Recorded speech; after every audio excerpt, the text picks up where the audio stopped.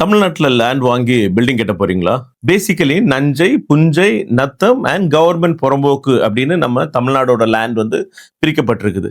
இப்போ இதுல நஞ்சைன்னு பாத்தீங்கன்னா இட்ஸ் அ வெட் லேண்ட். அது வந்து பியூர்லி அக்ரிகல்ச்சர் பர்பஸ்க்காக மட்டுமே பயன்படுத்துற லேண்ட். அங்க வந்து நீங்க பில்டிங் வந்து கட்ட முடியாது. கட்டணும்னா கிட்டத்தட்ட 1 இயர் நீங்க ப்ராசஸ் பண்ண வேண்டியதா இருக்கும் லேண்ட் கன்வர்ஷனுக்காக. ப்ரொவைடட் அங்க வந்து அக்ரிகல்ச்சரே நடக்கலன்ற பட்சத்துல.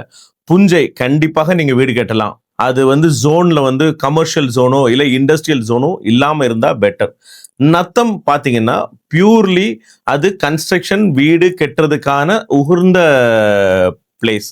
இதை தவிர கவர்மெண்ட் புறம்போக்கு புறம்போக்கு எல்லாருக்குமே தெரியும். It's purely government land. அந்த கவர்மெண்ட் லேண்டை வாங்கவோ விற்கவோ யாருக்கும் எந்த விதமான அதிகாரமும் கிடையாது. இதுல ஸ்பெஷலா நம்ம செக் பண்ண வேண்டியது என்னன்னு சொல்லியாச்சுன்னா, நீங்க வந்து ஒரு சிஎம்டிஏ ஆர் டிடிசிபி அப்ரூவ்ட் லேண்டை செலக்ட் பண்றீங்கன்னா அதுல உங்களுக்கு தேவையான road, drainage and electricity facility கவர்மெண்டே அதுல ஃபிக்ஸ் பண்ணி இருக்கும். அதனால அந்த மாதிரி அப்ரூவ்டு லேண்டை வாங்குறது ரொம்ப ரொம்ப ரொம்ப சேஃபா இருக்கும். இதுல ஸ்பெஷல் கன்சிடரேஷன் லைக் நீங்க வாங்குற லேண்டுக்கு பக்கத்துல ஏர்போர்ட்டோ, ஹைவேவோ அண்ட் கடல் பக்கத்துலயோ இல்ல வாட்டர் பாடி பக்கத்துல இருந்தாச்சுன்னா அரசாங்கத்தோட சிஆர்இசட் நார்ம்ஸை ஃபாலோ பண்ற மாதிரியும் இருக்கும். ஸோ உங்களோட ஃபியூச்சர் பிளானுக்காக வாங்குற லேண்டை ஒரு ரெப்யூட்டட் ப்ரொஃபஷனல் இன்ஜினியர்கிட்ட உங்களோட லேண்ட் வாங்குறது ஃபியூச்சர் பிளானுக்கு யூஸ் ஆகுமான்னு தெரிஞ்சுக்கிட்டு வாங்குங்க.